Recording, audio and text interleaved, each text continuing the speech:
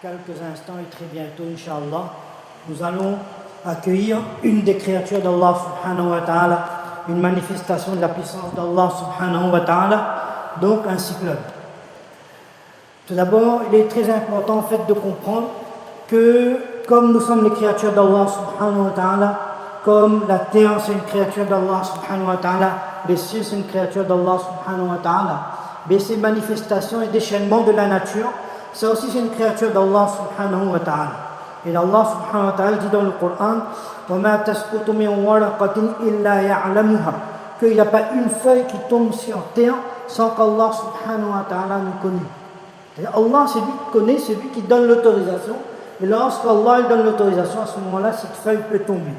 Mais si c'est le cas pour une si petite créature, et encore plus petite encore, ben pour un cyclone ou pour tout autre déchaînement de la nature ou tout autre phénomène, c'est la même chose. Le cyclone, vous voyez, l'océan Indien, il est immense. C'est immense.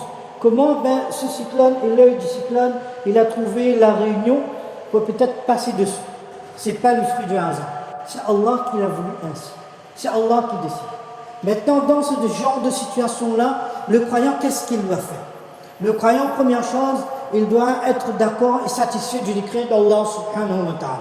Quand Allah décide de quelque chose, Allah décide de mieux pour ses créatures. Allah il connaît qu'est-ce qu'il faut pour ses créatures, et quand Allah décide quelque chose, il ne peut pas y avoir de meilleure situation pour la créature, pour l'être humain, que ce qu'Allah a décidé. Deuxième chose, quelles que soient les situations, cela ne remet jamais en cause l'amour qu'Allah il a pour ses créatures. Ça ne veut pas dire qu'il y a une telle circonstance, il y a des fortes pluies, il y a des vents violents, c'est-à-dire qu'Allah n'aime plus ses créatures. Non, Allah il aime toujours ses créatures. Et Allah, donc l'amour qu'Allah il porte envers sa création et envers ses créatures, et particulièrement envers l'être humain, et encore plus le croyant, ne fait qu'augmenter, et ce genre de situation en fait vient nous faire prendre conscience de quelques réalités, c'est tout. Quelle est la raison, quelle est la sagesse, Allah il connaît mieux. Maintenant, dans de telles circonstances, on doit être déjà satisfait du décret, de la décision d'Allah, ne jamais remettre en cause la décision d'Allah subhanahu wa ta'ala. Ce qui nous appartient maintenant, c'est d'agir comme Rasulullah sallallahu alayhi wa sallam nous montre d'agir dans de telles situations. C'est là notre responsabilité. On ne pourra pas changer le décret d'Allah, on ne pourra pas changer la volonté d'Allah. Notre responsabilité donc, doit être d'agir comme Allah nous enseigne dans le Coran et comme Rasulullah sallallahu alayhi wa sallam nous a enseigné. Qu'est-ce qu'on doit faire maintenant? Dans le Coran, Allah nous enseigne que ce genre de situation, et bien même pire, a eu lieu même dans l'histoire de l'humanité. On a tous entendu certainement le récit du prophète Nuh alayhi salam. Il y a eu un déluge, c'est quelques pluies, ou bien c'est quelques circonstances, vous connaissez, n'a rien à voir avec ce qui s'est produit à l'époque du prophète Nuh alayhi salam. Maintenant, lorsqu'est arrivé ce genre de déluge et d'inondation, et ce déchaînement guillemets de la nature, à l'époque du prophète Nuh alayhi salam, Allah il relate un dialogue entre le prophète Nuh alayhi salam et son fils. Son fils il dit que moi je peux en fait me sortir de cette situation de par moi-même. Alors son père qui est prophète lui répond que personne, quelle que soit sa force, quelle que soit son intelligence, quelle que soit sa puissance, quels que soient les moyens technologiques à sa disposition, quel que soit ce qu'il possède, ne pourra se protéger sans qu'il y ait bien sûr la miséricorde d'Allah, la rahmat d'Allah qui descend sur lui à ce moment-là. Ça ne veut pas dire qu'on ne doit pas utiliser les moyens. Bien sûr, on doit utiliser tous les moyens à disposition qu'Allah a mis à notre disposition, et tous les consignes que les autorités nous donnent, on doit respecter ces consignes. On doit prendre toutes les précautions qu'on a à prendre, et sans oublier bien sûr qu'Allah dit dans le Coran que tu ne pourras te protéger illa marratan, c'est-à-dire seulement si tu as une miséricorde d'Allah. Donc ce qu'on peut comprendre à travers cela, que dans ce genre de situation, on doit agir de sorte à attirer la miséricorde d'Allah, on ne doit pas agir de sorte à s'éloigner de la miséricorde d'Allah. Toute action qui va nous mener et qui va nous éloigner de la miséricorde d'Allah va nous exposer à de grandes difficultés et à de grandes pertes, à de grands risques. Et plus on va se rapprocher de la miséricorde d'Allah à travers nos actions, alors quelles que soient les circonstances ou les conséquences, on sera toujours gagnant. La asma al-yawma min amrillahi illa man rahim. Donc c'est pour cette raison, la question c'est maintenant, comment attirer la miséricorde d'Allah? Il y a énormément de moyens. On va citer seulement 3 moyens, Inch'Allah, pour être très rapide. Première chose, ne pas manquer ses obligations. Ne pas manquer ses obligations. La salat reste obligatoire. Un musulman ne peut pas imaginer être protégé et s'approcher d'Allah subhanahu wa ta'ala en obéissant sa salat. Particulièrement la salat à la maladie. Particulièrement la salat à la maladie. Bien sûr, lorsqu'il y aura l'alerte rouge, la maladie restera fermée. Ce soir, à partir de 20h, le préfet a décrété qu'il y aura l'alerte rouge, donc ce n'est pas la peine de venir à la maladie. La maladie sera fermée, on ne pourra pas venir. Tant qu'on a l'alerte rouge, on ne viendra pas à la maladie. Deuxième chose, on ne va pas aussi mettre sa vie et sa santé en péril pour venir à la maladie. Ça aussi, nous a enseigné. Et ça, c'est un forfait gratuit de la part du prophète, de la part d'Allah. Il y a des personnes dans un jama qui habitent la palissade, etc. Ils ont l'habitude de venir toute la soirée ici. Maintenant, s'il y a des risques pour sa propre personne, pour sa santé, ou pour les gens de sa famille à la maison, là, ce n'est pas la peine de venir.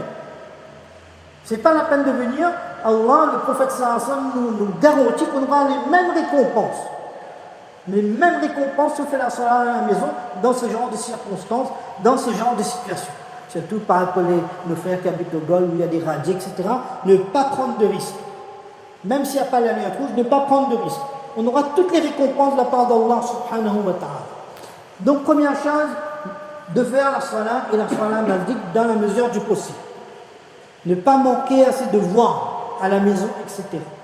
Deuxième chose qui est très importante, c'est Tawbah et Istighfar. Tawbah, c'est la porte d'entrée dans le din. Une personne, il rentre dans le din quand il se repent du shirk et du kufr, et il gravit les échelons du din à travers Istighfar. En se remettant en cause, oh Allah, je suis faible, il m'arrive de faire des erreurs, toi tu es le pardonneur, et pitié de moi. Et Allah, dans le Coran, il promet. Et la promesse d'Allah subhanahu wa ta'ala ne peut être que véridique, qu'il ne le châtiera pas, il ne fera pas descendre une punition sur la Ummah tant que les membres de cette Ummah-là demandent pardon à Allah subhanahu wa ta'ala. Donc c'est quelque chose qui est très important. Première chose, ne pas manquer la salat. Vraiment, les 5 salats obligatoires. Deuxième chose, c'est bien sûr rester constamment dans l'istighfar. Et troisième chose, le hadith Rasulullah sallallahu alayhi wa sallam dit que Allah reste dans l'assistance et l'aide d'une personne, d'un croyant particulièrement, tant que celui-ci donc reste dans l'assistance de son frère. On a autour de nous des personnes âgées quelquefois, des gens de la famille, des voisins, des personnes. Mais toujours demander, est-ce que tu as pas besoin de quelque chose?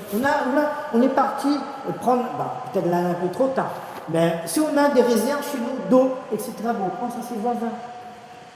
On va aider, Allah va nous aider. On va les protéger, Allah va nous protéger. Un peu de lumière, un peu de bougie, un peu d'eau.